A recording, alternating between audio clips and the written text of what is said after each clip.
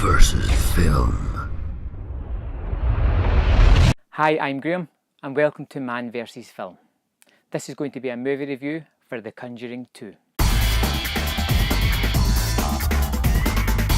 The Conjuring 2 is directed by James Wan, the man that brought us Insidious 1 and 2, the first Saw, the original Conjuring, Dead Silence, Fast 7 and Death Sentence.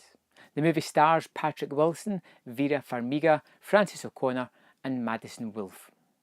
Lorraine and Eden Warren travel to North London to help a single mother raising 4 children alone in a house plagued by a malicious spirit. For me, The Conjuring was one of the best horror movies ever. I feel that it got everything right, whether it was the sound design, the direction, the script, the acting.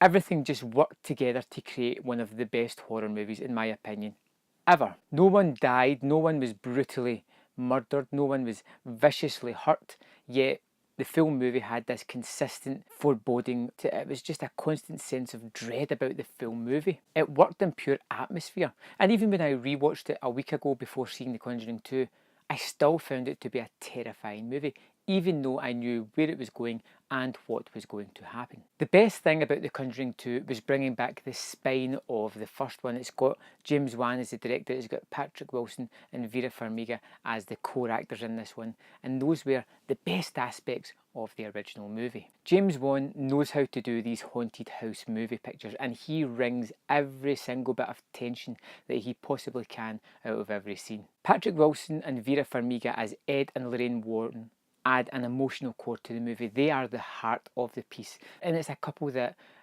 we really empathise with, we really like to see on screen, and their relationship feels real. This movie is a little bit different from the first one in the sole fact that it has a split narrative. It's got the family in London struggling to deal with this spirit that's disrupting their lives. And then you have the Warrens in America who are travelling around and appearing on TV shows generally to be berated and belittled. With the Warrens being unable to be taken seriously, you can really see the frustration appear in their relationship and how they're struggling to allow people to accept what's actually happening. And that is mixed with this really interesting opening scene and the Amityville. Now, as soon as I saw the windows, I knew the house that this was going to be, and I knew the story they were going to tell. And I've seen several movies set within the Amityville storyline, and it's nice to just see them touch on it, have a couple of good scenes towards it, and then move away from that. It so easily could have been something, a rehash of things that I've seen before, but they tackle that subject in a new and interesting way. The mix of that opening scene and the fact that the Warrens aren't getting taken seriously really comes into play in the second half of the movie when they come to England to help this family out, and they start to become doubting Thomases themselves when they're not sure if this is actually happening or if it's a fake setup.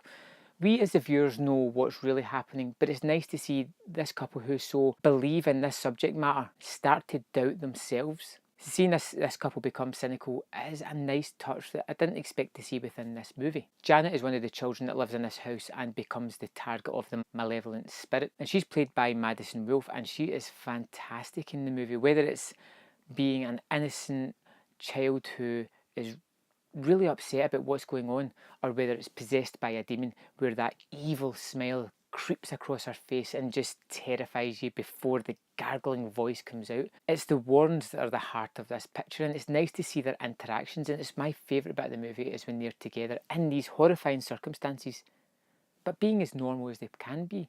Whether it be a touch or a look, it's not always said, it's just implied, and you know this relationship is just strong, and it's just a year's worth of history between these two people. And it's a credit to the two actors, the way that this just appears on screen without having to have it thrown in your face. There's a moment where Patrick Wilson starts to sing an Elvis song, and he's singing it to the family to sort of break the overbearing mood that's in the house and to give it a little bit of levity. And he's singing the song to the family, but when it gets to the romantic lyrics, he's directing it towards Lorraine Warren, and it might just be a glance, the way he looks at her as he sings a line. It's just a terrific moment that you don't really get within most horror movies. The true star of the movie though is James Wan, who seems to be getting better as a horror director, and I know he's going to move away from this genre, which is a real shame because he's one of the best working today. I thought the Insidious movies were really good, I enjoyed them. I thought The Conjuring was absolutely outstanding, and this is another really good movie. One of the best things that Wan does is he creates a geography of the house where everything ties together, and you know where everything goes, where it leads to, what room leads to what other room, and it's a fantastic way of doing this because he creates these large open spaces, whether it's behind or to the side of the family, and you're always watching, waiting for something spooky to crawl past the screen. He can take the simplest of scenes and turn it into a daunting foreshadowing of evil to come, or just make a straight sense of foreboding over that scene. It could be innocent within itself. He also uses the camera in a strange way in certain scenes, and it would normally seem out of place, but when you consider that it could be the spirit watching them do these things, it becomes more acceptable, and there's a really nice touch to the movie. Now on to the main question: is The Conjuring 2 scary? Absolutely. There was moments where I just silently went into myself, I clutched onto the arms of the chair, and I was focused on that screen, dreading but anticipating what was to come. My heart was racing, sweat started to appear on my brow. I was just into the movie and I was hanging on for dear life. The way that Wan manages to drag out these scenes is unbelievable, and it just really takes every single bit of tension out of the movie and throws it onto the viewer without being cliched and overbearing, without you wanting to shout at the screen, run. You're just drawn into what is happening, and you're terrified for the people of what could happen to them. The Conjuring 2 is a great movie, and if you like the first one, you're probably going to love this as well. It has tension and scares by the bucket load, as well as a cast of characters that I generally liked and I wanted to see get out of this situation. I can't recommend The Conjuring 2 highly enough. It is a great film, and it's so rare that we get really good horrors, and I think we should support them when we get something like this. I thought this was a great movie. May not be as good as the original, but still very, very good. I am going to give The Conjuring 2 4.5 stars out of 5.